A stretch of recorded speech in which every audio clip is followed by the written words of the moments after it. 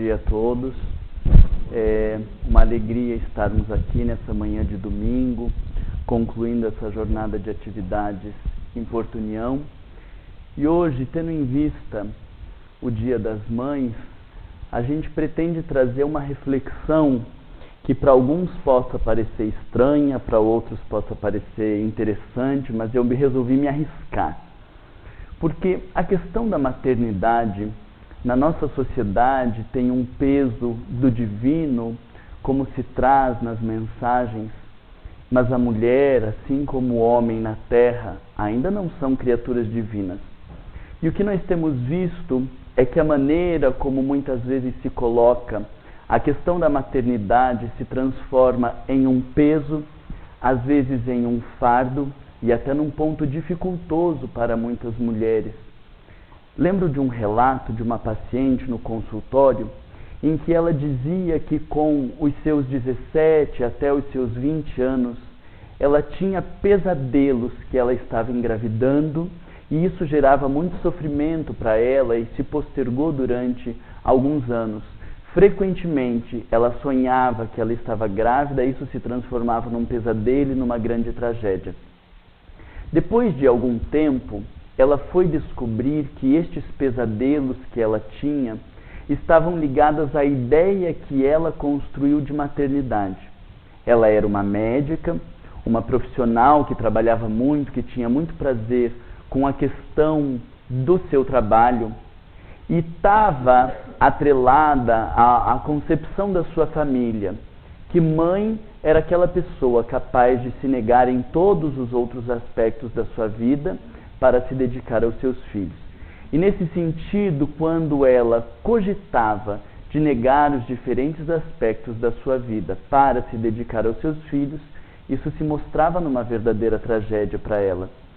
E ao longo de algum tempo, nós já trabalhamos há 10 anos no consultório, ao longo de algum tempo, nós começamos a perceber que a forma como a nossa sociedade interpreta o papel da mãe e o peso que muitas vezes atribui ao papel da mãe não se torna um lugar de bonança e de tranquilidade, mas às vezes um fardo e um peso, com algumas frases que parecem bonitas num momento de homenagem, mas que se tornam um peso às vezes destrutivo para o cotidiano de muitas mulheres. A principal frase que muito me chama a atenção é quando dizem que a mulher ou a mãe é responsável pelo esteio do lar, como se a mulher fosse responsável pelo equilíbrio da família. Isso se torna algo extremamente danoso porque nós estamos dizendo aos homens, estamos dizendo aos filhos que eles podem fazer o que quiser e que no meio de todo esse conflito, no meio de todo esse alvoroço, a mulher então é a figura responsável por manter uma casa equilibrada. Mas pergunto às mulheres que aqui estão presentes, se o marido não colaborar, se os filhos não colaborarem, dá para manter uma casa equilibrada? Respondam elas para mim, por favor. Não, né? Então, quando a gente autoriza alguns à anarquia, se nós impomos a uma pessoa o equilíbrio, nós autorizamos as outras pessoas que estão à volta à anarquia, porque assim, você pode fazer o que você quiser, que a mulher é que vai ser responsável por manter o equilíbrio do lar. E ao longo desse tempo, atendendo alguns pacientes, a maioria dos pacientes que procuram a psicoterapia são mulheres. E ao longo do tempo, atendendo estes pacientes, chegou uma mãe de família com um câncer no cerebelo. Ela já vivia um quadro muito grave, não conseguia mais caminhar direito por conta do tumor que já estava tomando uma parte significativa do seu cérebro. E ela chegou ao consultório dizendo: eu preciso falar. Eu sei que eu fiz um câncer, porque me obriguei a uma postura de manter o equilíbrio do lar, a harmonia das relações, e fui engolindo uma cota da minha agressividade, uma cota dos desencontros emocionais, por conta de uma suposta harmonia que deveria manter no lar, para evitar os conflitos, os atritos. Eu me via sempre no papel de dizer: mas não fale assim para o seu pai, para o seu marido, conversando, olhando para todo mundo. e deixando de olhar um tanto para as suas emoções, para os seus conflitos e para as suas questões. E depois de algum tempo que essa mulher foi ler sobre aquilo que nós chamamos de psicossomática, ou seja, o entendimento das doenças físicas, porque elas têm um componente emocional. Quando ela foi estudar sobre a psicossomática, ela descobriu que no câncer, em geral, há muito da energia agressiva que não foi canalizada, que não foi elaborada ou administrada. E a partir disso ela começou a repensar a sua vida e viu que ela tinha feito aquele câncer como consequência de não conseguir lidar com as energias no seu ser. E a partir disso, então, ela se via como uma suicida indireta, por conta de ter se imposto um comportamento que ela não dava conta. E ao final desta vida ela precisava mudar de atitudes. E muito me marcou o caso desta paciente, porque ela não voltou para a segunda sessão. E quando eu entrei em contato com a sua família, eu descobri que entre uma sessão e outra ela havia falecido. É claro que foi muito importante a sua presença, pelo menos naquele dia, porque ela já estava se descolando daquela figura responsável por manter o equilíbrio do lar, responsável por manter uma suposta harmonia. Porque a minha pergunta frente àquele caso foi: de que valeu essa suposta harmonia, aonde filhos e o pai não discutiam, quando esta pessoa termina a sua vida como uma suicida indireta? Ela era espírita, tinha um entendimento e vivia esse discurso que nós temos na doutrina espírita, de que a mãe é responsável pelo equilíbrio da casa. E a partir disso eu comecei a pensar quão danoso pode ser o discurso de que a mãe ou a mulher são responsáveis pela harmonia do lar, porque esse discurso mal vivenciado ou mal compreendido por aquela mulher lhe transformou numa suicida indireta. Então, a partir disso, eu comecei a pensar em quão impositivo pode ser esse discurso e quão desrespeitoso nós olharmos para um sistema e dizermos que desse sistema, composto por 3, 4, 5 ou 6 pessoas, nós atribuirmos a responsabilidade a uma pessoa de que isso fique equilibrado e de que ela seja responsável pela harmonia. E a partir disso comecei a pensar que talvez a melhor forma de vivermos o Dia das Mães ou o Dia da Mulher, como também internacionalmente é reconhecido, tem a ver com auxiliarmos estas figuras a diminuir um tanto deste fardo de imposições e pensar que todos nós temos um papel no equilíbrio do lar, todos nós somos responsáveis um pelo bem-estar dos outros. Quando nós vivemos na nossa sociedade, ainda somos produto do patriarcado, dessa figura do homem como o mais importante, nós tivemos então 2 papéis muito bem estabelecidos. Ao homem cabia trabalhar e colocar o dinheiro em casa. À mulher que não trabalhava, ela era responsável pelo bem-estar da casa, de cuidar dos filhos, da limpeza da casa. E quando este homem chegasse, ela deveria estar de alguma maneira disponível para atendê-lo. No fundo, eu já acho que isso é uma loucura e um preconceito, porque essa mulher tinha que estar disponível para esse homem, porque afinal ela não fez nada. Ele trabalhou o dia inteiro e ela não fez nada. Então, quando ele chega em casa, ela tem que estar disponível para ele. Mas se coloca esse homem para cuidar da casa, em uma semana o homem enlouquece, porque ele vai descobrir que lavar roupa, lavar louça, cuidar da casa, dos filhos, da tarefa, de todas essas coisas, e ao mesmo tempo ter que cuidar de si, é extremamente cansativo. Mas mesmo assim, por conta do preconceito, quando se perguntava à mulher o que você faz, ela dizia: eu não faço nada, eu sou do lar. Porque fazer alguma coisa é a mulher trabalhar, ela ter uma profissão com uma carteira assinada, ela colocar dinheiro em casa, então ela está fazendo alguma coisa. E a mulher então que não trabalhava no sentido de não ter uma profissão regulamentada e não colocar dinheiro em casa, ela não está fazendo nada e ela tem que ficar à disposição do seu marido para que quando ele chegue, então ela possa atendê-lo. Muito poucas vezes esse marido se sentia no papel de pensar que talvez essa mulher estivesse estressada por conta dos filhos. Administrar a vida de um filho, de 2 filhos, do conflito entre eles e pensar no seu processo educativo dá muito trabalho. Qualquer um que se dedique alguns poucos dias a isso, vai ver que isso dá muito trabalho. Raríssimos eram os homens que chegavam em casa e pensando, posso te ajudar de alguma maneira? Há como te favorecer? O máximo que às vezes as mulheres conseguiam fazer no compartilhar dessas tarefas era dizer, você vai ver quando o seu pai chegar em casa. E daí então, quando o pai chegava em casa, ela dizia, fulano fez isso, fez aquilo, e ele se sentia responsável por bater nos seus filhos, lhe impor algum tipo de punição. O que de alguma maneira desautorizava mais ainda essa mulher, porque os filhos iam aprendendo que eles não precisavam respeitar aquela mãe, eles precisavam respeitar o pai, porque ele que batia e ele que fazia a coisa acontecer.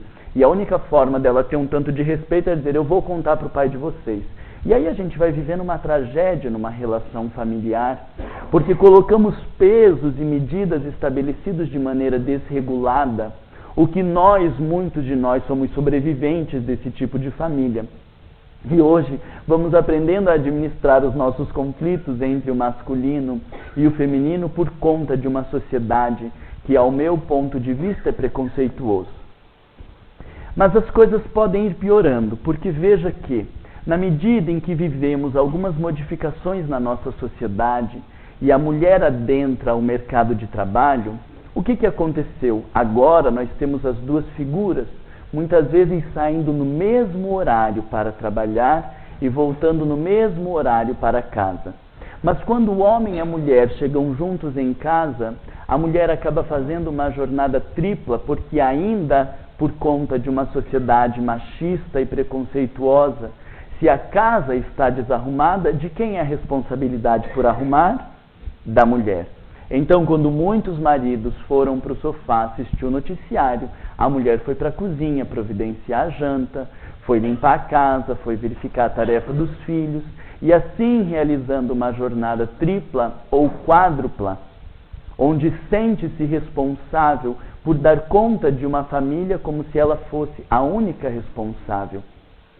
Vimos inúmeros casos de familiares aonde, quando nasce o bebê e aquela criança chora no meio da noite, quem que é responsável por levantar? A mulher, porque o marido precisa trabalhar. Então ela que levante, que vai lá cuidar do bebê e que corra para que a criança não chore, porque depois, se ela chora, vai atrapalhar o marido. Mas quando ela podia ficar em casa e tirar um soninho depois do almoço, ainda vai.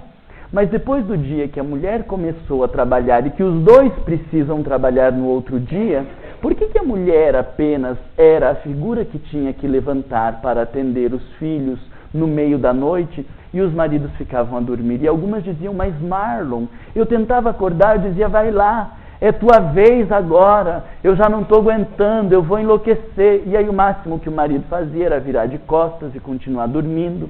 E aí, como ela tinha um pouco mais de pena dos seus filhos, para não deixar chorando a criança abandonada lá no quarto, ela levantava e ia atender, reforçando para o marido que se ele continuar dormindo, então ela vai dar um jeito.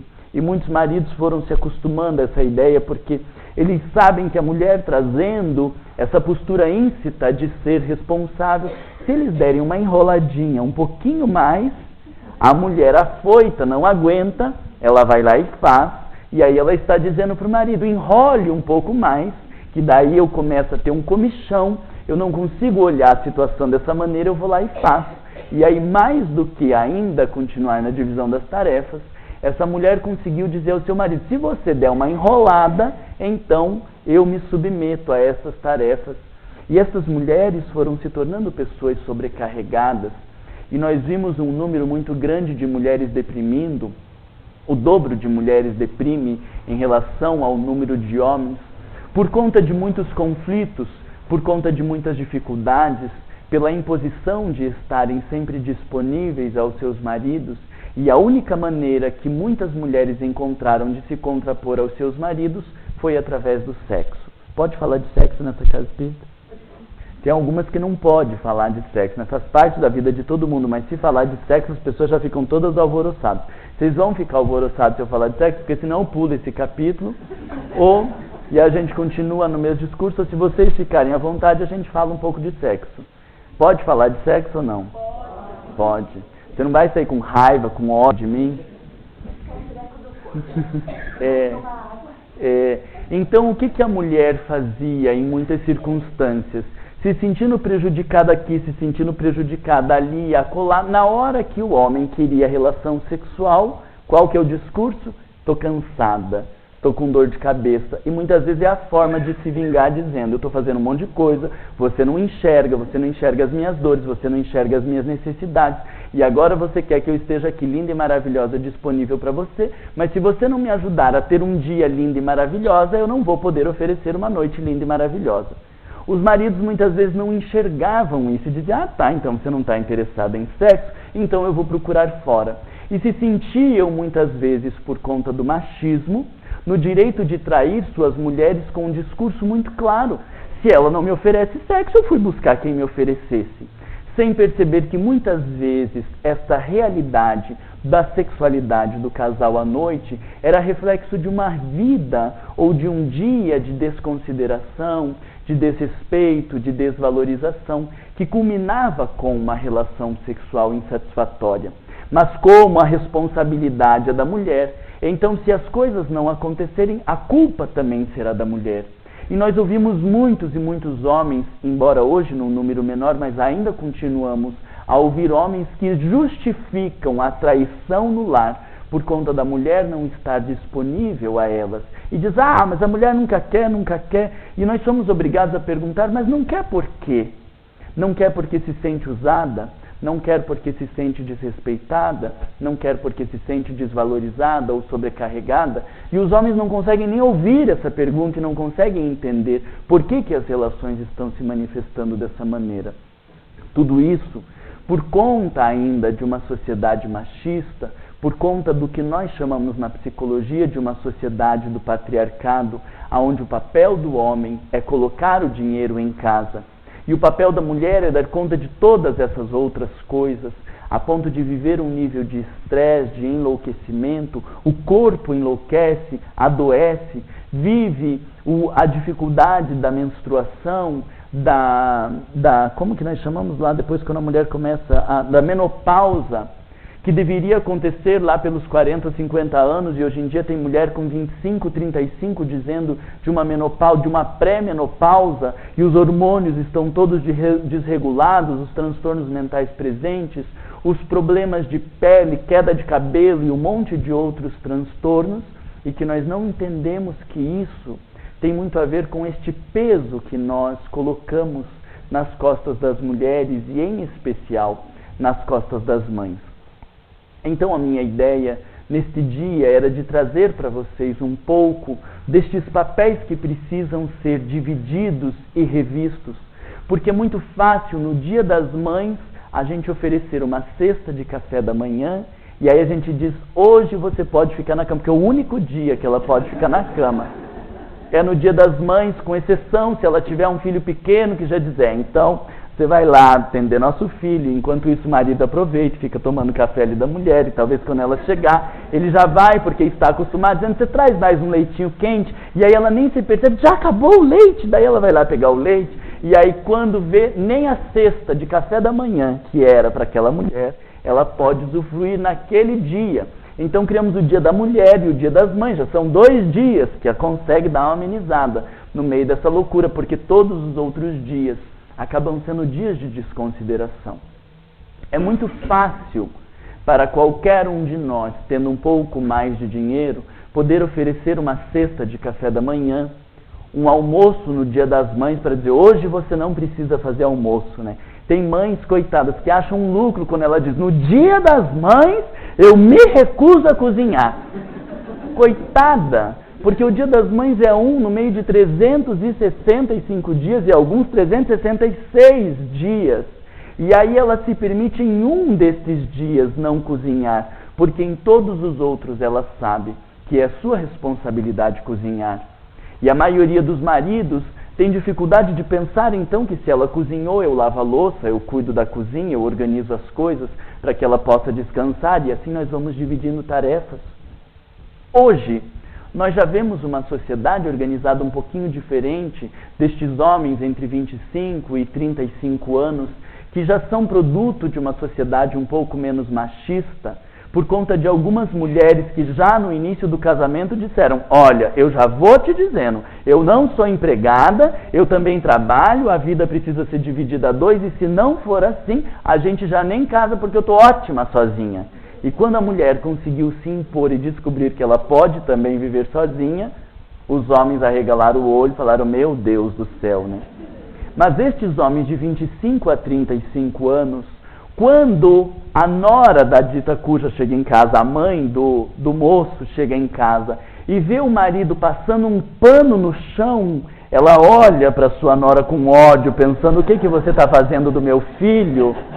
Coitadinho, passando um pano no chão. Eu nunca deixei um filho passar um pano no chão, nunca ofereci esse tipo de vida a eles, porque ela tem ódio desta mulher. Eu posso pensar que o ódio é porque está fazendo com que o seu filho trabalhe, ela não queria que o seu filho trabalhe. Mas sem dúvida alguma, um tanto destas sogras que têm ódio das suas noras, elas têm no fundo inveja de dizer: como você conseguiu colocar o seu marido para colaborar quando eu tive que trabalhar feito uma condenada e nunca tive a reflexão de que eu poderia dividir o trabalho do lar com o meu marido. Alguns desses lavam louça, cuidam dos filhos.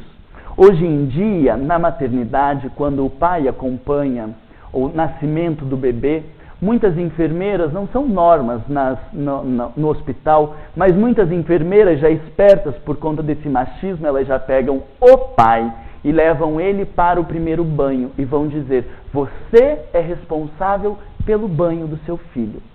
E uma vez eu vi um discurso de uma enfermeira muito interessante que ela diz: presta bem atenção, você precisa ter um espaço na vida desse filho, porque você também é importante para essa criança, e ela também é importante para a sua vida. E se você marcar bobeira, a mãe vai tomar todo o seu espaço. Então você lembre que o banho é o seu momento, não abra mão deste momento. E todos os dias em que essa criança tiver que tomar banho, é de sua responsabilidade. Eu achei um discurso interessante, porque de verdade é um momento de tranquilidade, é um momento de prazer para a criança, pode ser um momento de diversão, e se o pai souber aproveitar desse momento, ele vai criar um vínculo diferenciado também com este filho. E no momento em que o pai está dando banho na criança, é o momento onde a mãe se joga na cama porque ela está cansada, porque ela não aguenta mais, porque ela pode tomar um banho com tranquilidade, fazer qualquer coisa. Tem mães que tomam banho com a criança em cima do vaso sanitário, porque se a criança começar a chorar, ela já sai do banho e não tem um minuto para pensar quando a criança está lá no seu primeiro, segundo ou terceiro mês. Então algumas maternidades já têm mudado a postura, por conta dessa sociedade um pouco menos preconceituosa, aonde o casal já vai para o novo lar, sabendo que os dois trabalham, dividindo tarefas e responsabilidades. Nós estamos começando a construir dias novos, porque estamos entendendo que o papel do feminino não deve ficar restrito à mulher. E essa reflexão que eu queria trazer para vocês, de que existe uma energia feminina no nosso psiquismo e existe uma energia masculina. E enquanto o feminino ficou restrito à mulher e o masculino ficou restrito ao homem, nós acabamos tendo muitos conflitos por conta disso. Estas energias ficaram polarizadas, gerando algumas dificuldades. E a melhor maneira, eu acredito, como estava dizendo, de oferecermos uma homenagem às mulheres ou às mães, não se encontra no dia do Dia das Mães, uma cesta de café da manhã ou almoço fora, porque isso seria oferecer migalhas às pessoas que são tão importantes na nossa vida. Precisamos aprender no cotidiano a dividirmos tarefas, dividirmos responsabilidades e por conta disso oferecermos dias mais tranquilos. É muito raro nós vermos um casal onde a mulher fica sentada no sofá para assistir televisão, mas muito comum chegarmos em casa e a mulher estar lá se debatendo na cozinha e o homem estar sentado no sofá ou na sua poltrona assistindo televisão. Vocês acreditam nisso que eu estou falando? Pode ser que seja uma realidade diferente, União da Vitória, Porto União, que seja só lá de Curitiba, esse tipo de realidade que eu conheço. Se aqui for diferente, vocês me avisam, a gente faz uma oração, já tivemos 25 minutos de fala, 35 minutos de fala, fazemos uma oração e encerramos aqui. Por isso tem tanta viúva, né? Vocês vejam que um dado interessantíssimo é assim: depois que se separa, depois não, né? Quando se separa, nós vemos o homem logo arrumando qualquer tranqueira que aparecer pela frente. Que o homem não consegue viver sozinho. Então pega qualquer coisa que acontece, que aparece pela frente. E a mulher, ou muitas mulheres, depois que se separam, você olha e fala, meu Deus, o que aconteceu? Está mais magra, agora usando saia, lenços, bonita, mudou o visual, foi conhecer a Europa e você fala, meu Deus, você me desculpa, mas parece que te fez bem a separação, a viuvez, né? A viuvez é melhor ainda, porque se separou e ainda ficou com o dinheiro, né? A pensão, qualquer coisa. Aí você olha e fala, meu Deus do céu, o que aconteceu com essa mulher? E de verdade, nós vemos um número muito grande de mulheres que acabam tendo posturas diferentes, que vão fazer faculdade, que vão viajar, que engatam em grupos de amigos depois que estes maridos falecem ou depois de uma separação. E aí nós ficamos pensando que não deveria acontecer assim. Aquelas presenças deveriam ser tão boas e tão significativas que essa figura sofresse com a ausência do outro, mas quando não acontece, nós pensamos qual era o tipo daquela relação, aquele casamento que uma pessoa fica melhor depois que ele termina. Então, de fato, nós temos muito a refletir.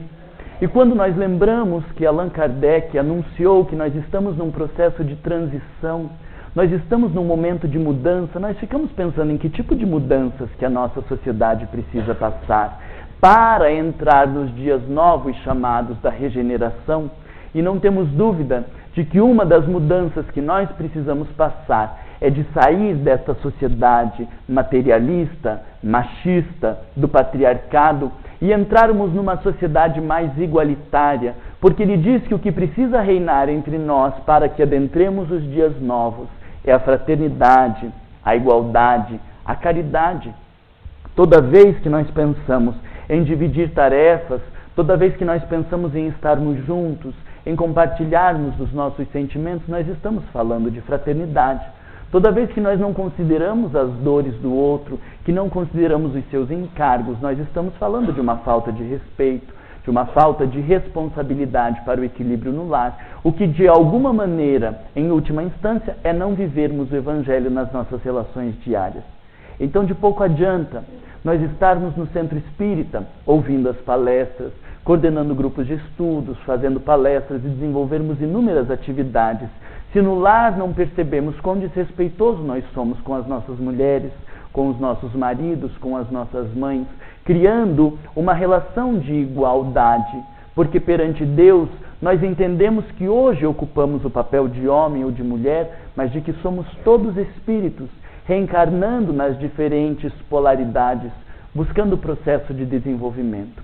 Então, para que possa existir essa igualdade, para que possamos viver em essência o Evangelho, nós precisamos aprender a dividir estas forças, dividir as energias, dividir as responsabilidades e caminharmos juntos.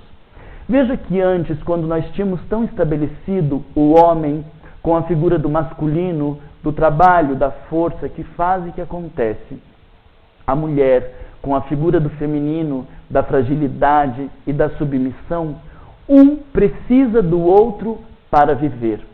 E as mulheres ou os homens não se perguntavam, há 30 ou 50 anos atrás, se queriam casar. Simplesmente se casava. Não tinha uma reflexão se me interessa, se aquilo me agrada. E quando uma mulher parecia um tanto mais anarquista porque não queria casar, a gente dizia, aquela ali teve algum tipo de problema, porque não quer casar. Porque o natural era de que as pessoas todas pensassem no casamento. E hoje nós temos muitas mulheres falando que não querem casar. Porque eu não preciso mais do homem, eu trabalho, eu dou conta da minha vida. Hoje em dia tem o tal do marido de aluguel. Vocês já ouviram falar do marido de aluguel?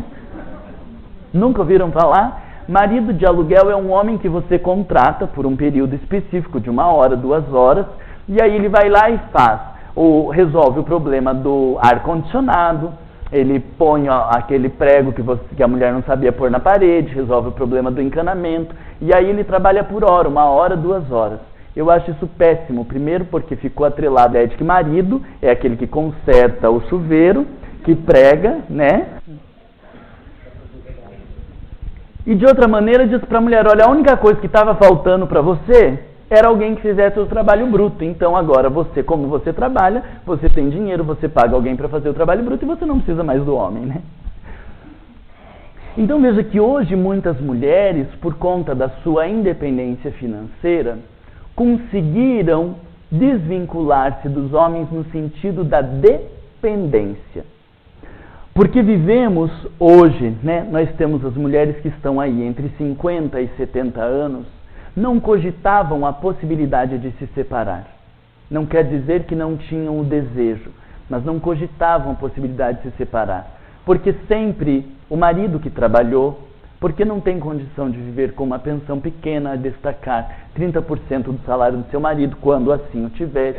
E por conta de um monte de outras consequências também preconceituosas, não cogitavam de se separar. Mas se perguntasse lá no fundinho se aquela mulher queria estar presente na relação, se ela vivia uma relação satisfatória e complementar, nós ouvimos dessas mulheres que não. Hoje é um número muito grande de casamentos, aonde depois que os filhos saíram de casa, a mulher disse, hoje eu vou dar uma olhadinha lá no quarto do fulaninho, e aí de repente ela deita na cama do fulaninho, e quando vê ela já foi se estabelecendo no quarto do fulaninho, e daí nós temos o marido dormindo num quarto, a mulher dormindo em outro quarto, vivendo de alguma maneira uma separação, porque não havia um vínculo efetivo entre aquele homem e uma mulher. Havia talvez uma parceria, porque você lava a roupa, cuida da casa, eu ponho o dinheiro, e aí a gente tem esse tipo de troca. E aí os casais, muitos casais, não estamos falando todos, muitos casais ficaram, não por uma complementariedade na personalidade, não por um acréscimo das emoções, mas por conta de uma troca ainda muito atrelada às questões materiais. Quando a mulher começa a trabalhar, ter a sua independência, ter a sua casa, viver a sua rotina e não precisa mais do marido no sentido financeiro, algumas delas começam a dizer, eu casar? Deus o livre! Porque vai pensar em todo um impositivo do masculino que algumas dessas mulheres não estão mais dispostas a viver. Nós estamos, é claro, numa fase de transição, porque o casamento tem a ver com o desenvolvimento da personalidade do ser humano, não apenas pensando no masculino ou no feminino, mas nós entendemos, a partir da doutrina espírita, que o casamento é uma grande alavanca da transformação moral. Não porque é um homem ou não porque é uma mulher, ou seja, um casal homossexual, como as coisas se estabeleçam, mas porque nós aprendemos a dividir espaços, nós aprendemos a dividir responsabilidades, nós temos que dividir o tempo, nós precisamos planejar juntos. Eu queria sair no sábado à noite e ela ou ele não quer sair no sábado à noite, qual a vontade que vai prevalecer? A gente vai ter que aprender a negociar, nós vamos ter que descobrir as coisas, fazer uma construção conjunta, porque no casamento não pode predominar nem apenas a personalidade de um, nem apenas a personalidade do outro. Um casamento exitoso é aquele onde surge uma terceira personalidade, a personalidade do casal, que não é nem só de um e nem só do outro, mas um terceiro elemento. E alguns casais, depois quando já estão velhinhos, a gente olha e fala, meu Deus, olha como eles se dão bem, parece que nem precisa falar e o outro já entendeu, só pelo olhar. E eles têm um jeito de funcionar e diz, é por isso que viveram tanto tempo juntos. Não é por isso que viveram tanto tempo juntos. Porque quando nós vamos retomar a história daquele casal, eles tinham um jeito diferente de funcionar, mas estavam dispostos a crescer a partir da relação e criaram esta terceira personalidade, que hoje se encontra tão encontrada, que funciona tão bem. Às vezes um morre, dali a pouco tempo o outro já morre, menos de um ano o outro já morre, porque aquela personalidade, em deixando de existir, não faz mais sentido. Aquela vida continuar, o que mostra o tamanho do vínculo que aquelas criaturas criaram. O que isso, de alguma maneira, é muito bonito. Mas quando nós olhamos para este casal que hoje se dá tão bem, nós não percebemos o preço que eles pagaram para hoje se darem tão bem. Eu lembro do exemplo dos meus avós, posso falar porque vocês não conhecem, mas quando a gente olha os meus avós, e eles têm uma relação extraordinária, o meu avô tem 92 anos, e a minha avó tem 88. E eles se dão muito bem, funcionam de um jeito que você fala, meu Deus do céu, parece que foi feito um para o outro. Não é que foi feito um para o outro. Minha avó conta há algum tempo que o meu avô, embora fosse espírita, ele disse que ainda não vivia a doutrina espírita. Dentro dele, ele só ia e frequentava o centro espírita. Tinha dias que ele chegava em casa e porque teve um dia que o almoço não estava suficientemente adequado às suas exigências, ele não estava num dia bem e ele quebrou a cozinha inteira, sobrando umas 2 ou 3 cadeiras, porque o resto todo que foi possível, ele quebrou. E eu disse, o vô? Porque o meu avô é uma pessoa tão dócil, tão amorosa, e ele quebrou a cozinha inteira. Eu disse, você não sabe o que eu passei já com seu avô. Mas depois a gente vai conversar com o vô e ele conta que a avó também não era uma figura muito boa, né? Que ela era mimada, que ela fazia todas as coisas do jeito dela, que ela dava um jeito, que ela fazia tramóia com dinheiro, que passava pra cá e pra lá, e que não sei o que, que não sei o que. E aí você fala, meu Deus do céu, mas os dois não eram fáceis então, né? E de repente eles foram se permitindo um compartilhar e uma construção em conjunta, que depois de 60, daqui a pouco eles vão fazer 70 anos juntos de convívio, você olha e fala, como se dão bem? Se dão bem não porque foram feitos um para o outro, como a ideia da cara metade, que eu tenho que ficar procurando uma cara metade pronta. Allan Kardec acabou com essa ideia de cara metade, acabou com nossa fantasia de que eu sou de um jeito, uma pecinha assim, e aí eu vou encontrar uma outra pecinha assim que se encaixa bem direitinho. E aí quando essa peça não encaixa, joga fora, essa peça não encaixa, nenhuma encaixa. E eu digo, meu Deus do céu, não há uma peça que se encaixe à minha vida? Não há uma peça que se encaixe à sua vida. Porque nós precisamos ser maleáveis e criarmos este encontro de almas. E talvez na próxima encarnação, ou depois daqui 3 ou 4 encarnações, quando nós reencarnarmos juntos e criarmos uma família, nós vamos ter uma facilidade de se relacionar. Eu vou dizer, nossa, queria ser como a fulana que encontrou um marido que se encontrou direitinho com o jeito dele de ser. Mas ela desconhece que esse se encontrar direitinho do seu jeito de ser foi decorrente de almas que se burilaram ao longo de 2 ou 3 encarnações e que hoje se reconhecem nesta encarnação com mais facilidade, mas não porque Deus lhes fez dessa forma, porque Deus faz a todos simples e ignorantes. E se hoje são almas que se encontram com tanta facilidade, é porque se dispuseram a se transformar um pouco em cada dia ao longo de reencarnações. E hoje tem um convívio tão harmonioso. Isso nos mostra que não podemos atribuir a nenhuma pessoa o equilíbrio do lar, a responsabilidade pelo bem-estar, muito menos a responsabilidade pelo equilíbrio do casamento. Somos todos nós, almas comprometidas com o passado, que encontramos na reencarnação a oportunidade de aprendizado, de crescimento e de evolução.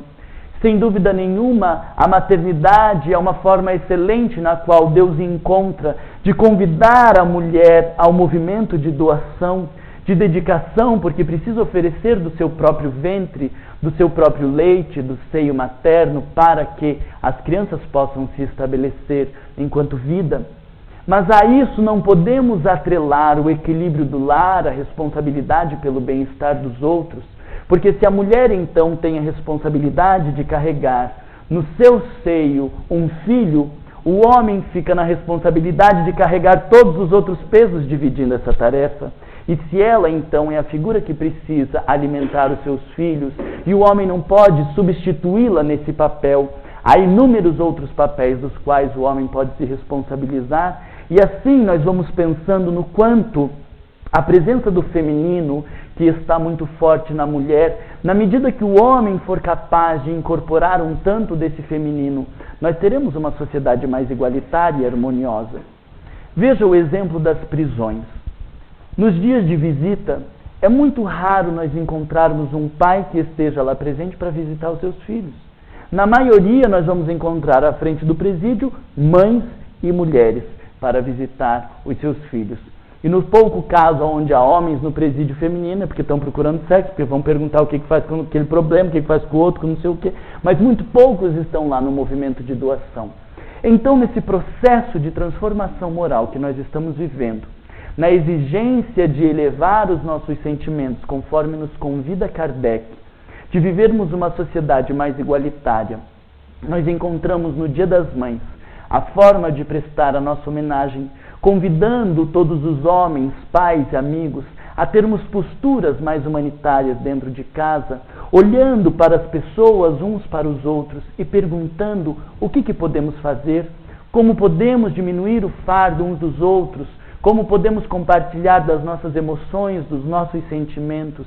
E com certeza, ao invés das diferenças preconceituosas da sociedade do patriarcado, da preocupação com quem paga mais ou com quem manda mais, independente dos diferentes cargos ou das diferentes posições que nós ocuparmos, com a doutrina espírita nós vamos aprendendo que somos todos iguais e vamos nos colocando uns ao lado dos outros, nos ajudando mutuamente para que um dia vejamos o amor instalado na Terra, mas o amor e a fraternidade que vai se instalar na Terra, com certeza não é por conta da mulher, com certeza não é por conta da mãe, mas por conta de todos os seres que nos sentimos responsáveis por construir uma sociedade de amor e de fraternidade. Então, da mesma forma que deixamos aqui a nossa homenagem a todas as mães, pela sua capacidade de dedicação, de entrega e de amorosidade, nós também deixamos aqui o convite a todos os outros que não somos mães, no sentido de colaborarmos por uma sociedade de amor, de paz e de fraternidade. Pela atenção de vocês, pelo convite da casa, muito obrigado.